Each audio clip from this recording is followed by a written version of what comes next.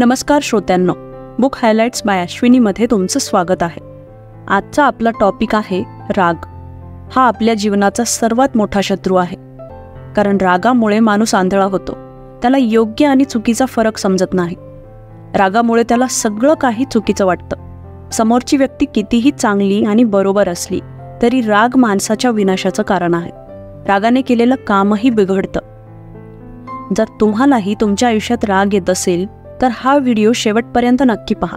यामध्ये आपण रागावर नियंत्रण कसं ठेवायचं, रागावर मात कशी करायची याबद्दल समजून घेणार आहोत. राग येऊ नये म्हणून काय करावं, राग येण्याची कारणं कोणती आहेत, रागापासून स्वतःला दूर कसं ठेवावं हे समजून घेणार आहोत. राग आहे तरी काय? राग येणं हा मानवी स्वभावाचा एक भाग आहे. राग हा आजार नाही. जगातील प्रत्येक माणसाच्या मनात राग असतो. तुम्हाला फक्त तुमच्यानुसार ते साचेबद्ध करण्याचा प्रयत्न करावा लागेल. दुसऱ्या शब्दात यालाच आपण राग नियंत्रित करणं असं म्हणू शकतो. जेव्हा ही भावना मजबूत होते तेव्हा ती तुमच्या संपूर्ण मनावर आणि शरीरावर नियंत्रण ठेवते. त्यामुळे मोठे अपघात आणि वित्तहानी होते. रागावर नियंत्रण ठेवण्याचे अनेक मार्ग आहेत, पण आपण त्यांचा वापर करून अंमलबजावणी करणं गरजेचं आहे. आता आपण समजून घेऊ की रागामुळे आपलं काय नुकसान होतं. जेव्हा कधी एखाद्याच्या चुकीमुळं तुम्हाला राग येतो तेव्हा तुमचा राग त्याच्यावर काढण्याआधी तुम्ही हे समजून घेतलं पाहिजे की ज्याच्याकडून काही चूक झाली तो एक माणूसच आहे. कधी कधी चुका होऊ शकतात, चुका तुमच्याकडूनही होऊ शकतात, पण रागाचा परिणाम तुमच्या आरोग्यावरही होतो. याचा तुमच्या हृदयावर वाईट परिणाम होऊ शकतो. तुमच्या हृदयाचे ठोके देखील वाढू शकतात, ज्यामुळे तुम्हाला बीपीचा त्रास होऊ शकतो आणि जास्त रागामुळे अनेक वेळा हृदयविकाराचा झटका येऊ शकतो. रागावर केलेल्या अभ्यासातून असं दिसून आलंय की अमेरिकेतील 5 पैकी 1 व्यक्ती रागावर नियंत्रण ठेवू शकत नसल्याच्या समस्येशी झुंज देत आहे. रागाच्या भरात आपला आणि समोरचा माणूस या दोघांचंही नुकसान होतं. राग ही सामान्य आणि नैसर्गिक मानवी भावना मानली जाते. एखाद्या नात्यामध्ये आपलं अस्तित्व स्पष्ट करण्यासाठी राग हे माध्यम अनेकांद्वारे वापरलं जातं. रागामुळे आपल्याला कामाच्या ठिकाणी देखील नुकसान होऊ शकतं. रागावर नियंत्रण करणं ही एक कला मानली जाते. जवळच्या व्यक्तीनं आपल्याला समजून घ्यावं अशी आपली अपेक्षा असते. नात्यामध्ये अनेकदा कमी संवादामुळे किंवा काही अन्य कारणांमुळे वाद होतात. मित्र, कुटुंबातील व्यक्ती, आपला पार्टनर, रागाच्या भरात आपण त्यांना काहीतरी बोलून मोकळे होतो. रागामध्ये जाणवलं नाही तरी पुढे आपल्याला ह्या गोष्टींचा अंदाज येतो. म्हणून बोलायच्या आधी विचार करणं गरजेचं आहे. त्यातही रागामध्ये असल्यावर स्वतःला सावरून विचारपूर्वक बोलणं खूप महत्त्वाचं मानलं जातं. आपल्याला राग नेमका का येतो? रागीट स्वभाव हा अनुवंशिक असू शकतो. म्हणजेच आई वडील किंवा कुटुंबातील सदस्य जास्त रागावलेले असतील तर तुम्हालाही जास्त राग येऊ शकतो. कधी कधी जन्मजात शारीरिक किंवा मानसिक रचनेमुळे राग येऊ शकतो. या कारणामुळे काही मुलं जन्मापासूनच जास्त चिडचिडी, भावनिक आणि रागीट स्वभावाची असतात.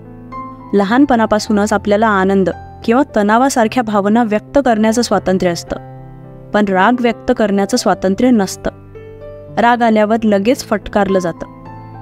जेव्हा आपल्याला राग येतो तेव्हा काय करावं हे आपण शिकत नाही. राग कसा व्यक्त करायचा हे आपल्याला कधीच शिकवलं जात नाही. संशोधनात असं आढळून आलंय की ज्या कुटुंबात भावना समजल्या जात नाहीत, कुटुंबातील सदस्य स्वतःच्या आवडी पूर्ण करण्यात व्यस्त असतात. कुटुंब प्रमुख स्वतः गोंधळून जातो आणि छोट्या छोट्या गोष्टींवर रागावतो. त्या कुटुंबातील सदस्य जास्त रागावलेले असतात. ज्यांना पराभव कसा स्वीकारावा हे कळत नाही, अशा लोकांना राग लवकर येतो. ते स्वतःला इतकी हुशार समजतात की त्यांना वाटतं की त्यांनी पराभूत, गैरसोय किंवा नाराज होऊच नये. त्यांची छोटीशी चूकही त्यांना सांगितली तर त्यांना राग येतो. जे लोक आपल्या रागावर नियंत्रण ठेवू शकत नाहीत ते आपल्या कुटुंबासाठी आणि समाजासाठी त्रासाचं कारण बनतात.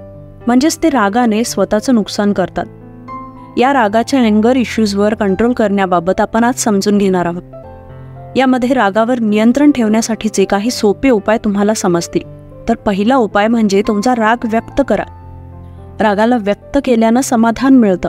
मनामध्ये राग असल्यामुळे गोष्टी बिघडतात आणि दुसऱ्या समस्या निर्माण होतात.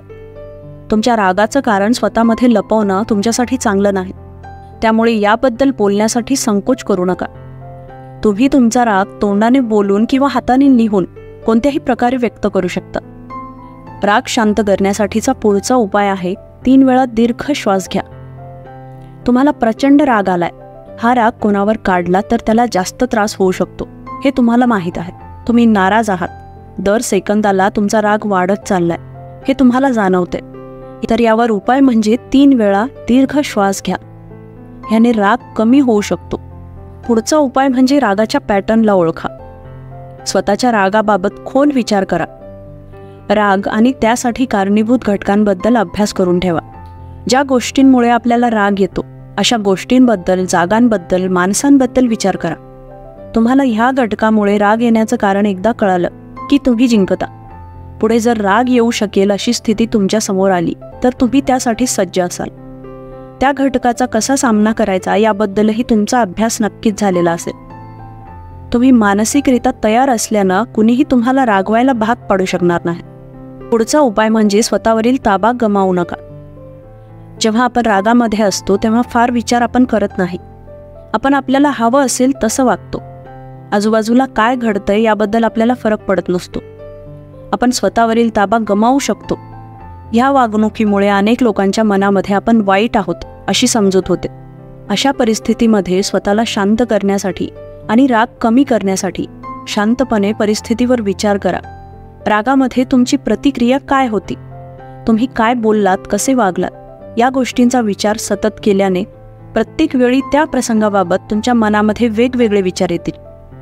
जेव्हा तुम्हाला राग यायला लागतो तेव्हा काहीही बोलण्यापूर्वी 10 पर्यंत आकडे मोजायला सुरू करा. रागाच्या भरात चुकीची प्रतिक्रिया देण्याऐवजी व्यायामाला सुरुवात करा. चालणं सुरू करा. रागावर नियंत्रण ठेवण्यासाठी तुम्ही रोज व्यायाम करा. गाणी ऐका, योग करा किंवा काहीतरी चांगलं वाचायला सुरुवात करा. तुम्ही तुमच्या भावनांवर कधीही नियंत्रण ठेवू नये. म्हणूनच रागाच्या भरात चुकीची प्रतिक्रिया देण्याऐवजी तुमच्या जवळच्या व्यक्तींशी बोला जो तुम्हाला समजतो. बोलण्यापूर्वी तुम्ही काय बोलत आहात याकडे लक्ष देण्याचा सराव करा. यामुळे रागात पटकन प्रतिक्रिया देण्याची सवय तुम्ही हळूहळू सोडू शकाल. अनेकदा रागाच्या भरात खूप जण चुकीचं बोलतात. अशा स्थितीत नाते बिघडतात.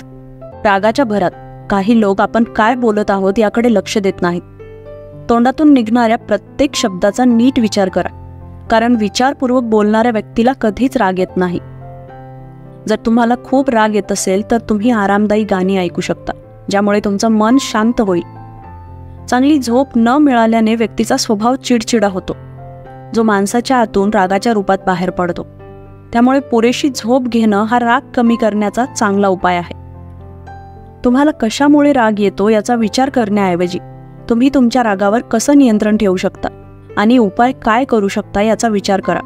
जर तुम्ही रागाचा सकारात्मक पद्धतीने वापर केला तर ते तुमच्यासाठी खूप चांगलं ठरू शकतं.